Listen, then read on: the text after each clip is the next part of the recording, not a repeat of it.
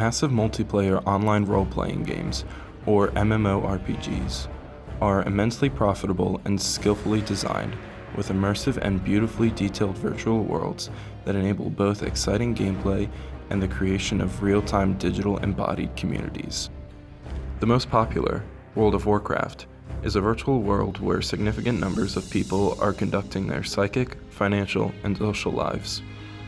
This massively multiplayer online game continues to produce downloadable content and expansion packs, software updates, action figures, and an extensive content-rich website to the users for over 12 years, with currently 12 million active users. Users are invited by the developer Blizzard to get involved in some aspects of this world's production by contributing interesting screenshots, machinima, personal narratives, and advice on gameplay to their website. Alexander Galloway says, "Virtual worlds are always in some basic way the expression of utopian desire. Even though the developer Blizzard has an end-user license agreement that all players must sign before they can play the game, in such a massively popular game, cheating is expected to be involved." According to Mia Consalvo, cheating is defined not as an error in game design or a problem with player behavior, but as an integral part of the game culture, as a way to keep players from getting stuck in a position in the game and giving up. Cheating benefits both the player and the game industry. On the other hand, MMO players define cheating more subjectively on whether or not it hurts other players. Real money trading, RMT, or buying and selling in-game property to players for real money, is considered to be the worst and morally reprehensible form of cheating. Specifically, gold farming, selling in-game currency for real money through sellers on IGE and eBay. The average, or leisure players, collecting golden property on their own, are joined by worker players in poorer nations such as China and Korea, who are subject to oppression as both a ratio-linguistic minority and as undesirable underclass social bodies in the context of the gameplay and game culture. Farmers, as called by other players, produce and sell virtual goods such as weapons, garments, animals, and even the leveled-up avatars, or virtual bodies, to other players for real-world money in a process called grinding. This act is despised by some players and viewed as cheating because the buyer was able to advance without trying. MMOs are distinguished by their enormous potential in a fairly divisive world and always have been a global medium, with many games originating in Asia. Robert Brookie discovered overly racist attitudes toward Chinese farmers, and that some players who harbor negative feelings towards Chinese farmers do not believe that these feelings denote racial discrimination.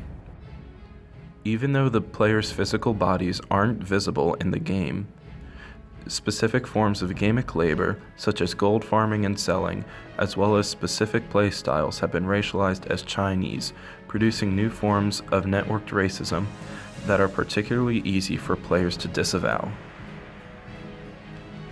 Even though the majority of the Asian population playing these games are leisure players, they are typecast as farmers. Most digital game scholars are players themselves, so the economics of gold farming are usually discussed in the scholarly literature in terms of their negative impact upon the world of leisure players, who can buy gold because they lack the time to earn virtual capital through grinding or performing the repetitive and tedious tasks that are the basics of most MMOs.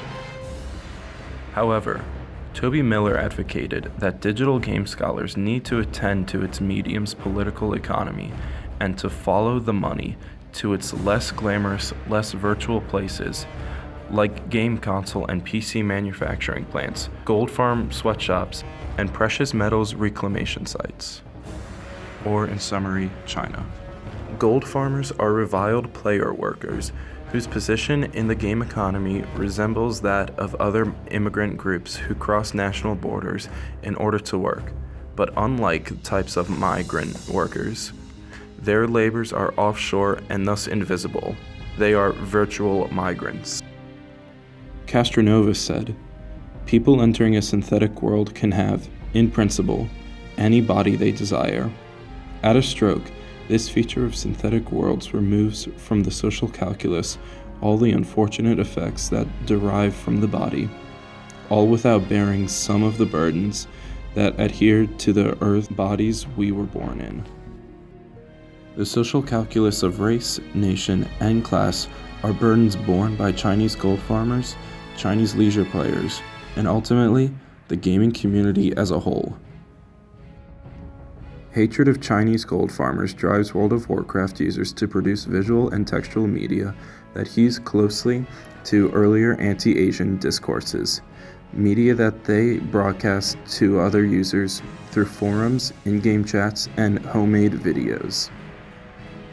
Machinima is the use of real-time computer graphics engines to create a cinematic production. Most often, video games are used to generate the computer animation. Many machinima have been created by fans of World of Warcraft to create a virtual narrative outside the main story. There have been many anti-farmer or anti-Asian machinima made, specifically Ni Hao, a gold farmer story. Ni Hao is an anti-farming music video that parodies Akon's Smack That, in which the virtual in-game singers perform crude racist lyrics. Hey, I see you farming tunnels in Shadowman Valley. 10 cents an hour is good money when you're Chinese. The claim that 10 cents an hour is good when you're Chinese displays awareness that the farmer's incentive for exploiting or, as the song says, bending over better resource players from economic need. Ni hao, oh, ni hao, and found some gold. Ni hao, your auction sold. Ni hao, it's getting old. Ni hao, oh. IGE's making bank now. So many farmers are trying gank now. Come back later, lay their horny smack down like some kind of cult. Everybody chant ni hao.